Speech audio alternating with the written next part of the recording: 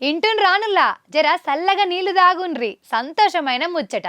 ఇన్ని దినాలు వడ్డ అలా కట్టాలకు ఊపిరి వీల్చుకునే టైం వచ్చింది.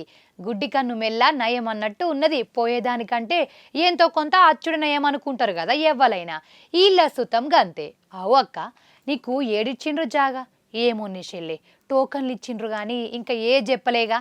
హే ఇయాల పట్టాలు వంచుతారట, మన కొట్లాటకు న్యాయం జరిగినట్టే. ఇగో గిట్లే ఉండే పట్టాలు వంచేదాంకలొల్లి. అర్థమైంది కదా దేని గురించో ముచ్చట.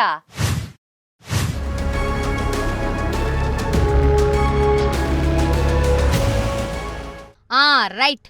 గులాబీ పాటోళ్ళు, కమలం పాటోళ్ళు, ఆఖరికి జాగృతి మేడం కవితక్క సుతం ఖమ్మం పోయి ధర్నాలు, నిరసనలు. అబ్బో, కొన్ని దినాల సంది రోజు గిదే ముచ్చట. పెద్ద పెద్ద నాయకులంతా పోయి అలా తిప్పలరుసుకొని మీకోసం మేమున్నాం, మీకు న్యాయం జరిగేదాకా పోరాడుడే అని అన్నారు. ఇక కవితక్కనైతే మొన్నటి సంది నిరసన చేసింది. ఆఖరికి అన్నం దినా ఉపాస దీక్ష చేత్తా అని కూసుంది. గియ్యాల సుతం నడిసింది అక్క దీక్ష.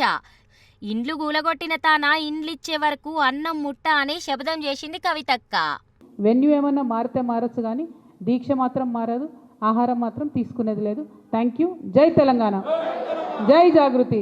బట్ నా తరఫున నేను ఫాస్ట్ బ్రేక్ చేయను. ఖచ్చితంగా అక్కడే వాళ్లకు ఇల్లు కట్టించేంత వరకు కూడా ఫాస్ట్ కొనసాగుతుందని తెలియజేస్తూ థ్యాంక్ యూ. జై తెలంగాణ. ఇక రామన్న సారు, హరీష్ రావు, బండి సంజయ్, ఈటెల రాజేందరు, మల్లన్న సార్లు ఇరాం లేకుండా పోయిండ్రు. అలా తిప్పలు తీర్చాలే అని సర్కార్కు సూటి పెట్టి సురుకులేసినంత పని చేసిండ్రు. భూముల కాశవడి పేదోళ్ళ బతుకులు ఆగం చేస్తాన్రని పతిపచ్చాల మాట. లేదు లేదు, అక్రమాలు దొలగాలే, న్యాయం గెలవాలే, భూదాన్ భూములను కబ్జా పెట్టిండ్రు, సెట్ చేస్తామని సర్కార్ మాట. సర్కార్ నడుపుతున్నా సర్కస్ నడుపుతున్నా మాకైతే అర్థం కావట్లేదు.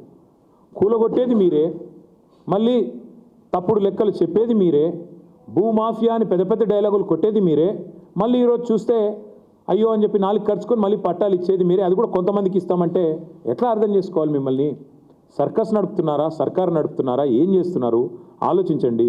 ఇంకా సిగ్గులేదా మంత్రికి? వాళ్ళు ఏడుస్తుంటే అక్కడ ఇల్లు కూలిపోయి లబో దిబోమని మొత్తుకుంటుంటే ఒక అమ్మాయి అయితే కాలు ఇరిగిపోయి కుంటుకుంటూ రోడ్డు మీద పరుగులు పెడుతుంటే పెయిడ్ ఆర్టిస్టులు అంటాడు. అసలు నువ్వు మనిషివా మృగానివా? నాకు అర్థం కాదు. మొత్తం మీద నిన్న కొందరికి టోకెన్లు ఇచ్చి గియాల పట్టాలు పంపిణీ చేసిండ్రు. వెలుగుమట్ల భూదాన్ భూములల్లా 9 ఎకరాల కేటాయింపు, 311 మంది అర్హులకు 75 గజాల జాగా, ఇందిరమ్మ ఇండ్లు, నిన్న కలెక్టరేట్ల టోకెన్లు వంచుడు. ఇయాల 3 మంత్రులు అర్హులకు పట్టాలు ఇచ్చుడు. జాగలున్నోళ్లకు సొంతూళ్లనే ఇండ్లు మంజూరు చేసుడు. అబ్బో, జోరు మీదుంది పో నిన్నటి సంది ఖమ్మంలున్న వెలుగుమట్ల.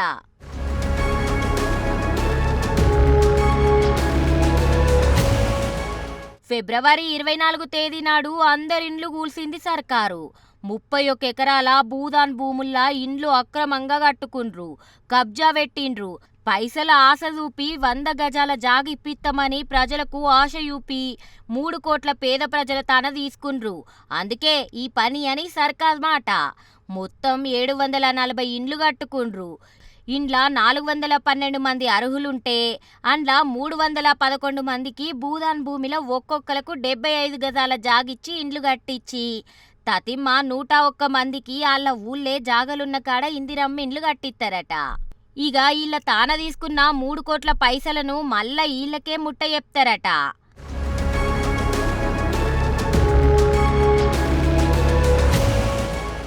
ఇయాల 3 మంత్రులు బట్టి సారు, పొంగులేటి సారు, తుమ్మల నాగేశ్వరరావు సార్లు భూములు పట్టాలు ఇచ్చిండ్రు.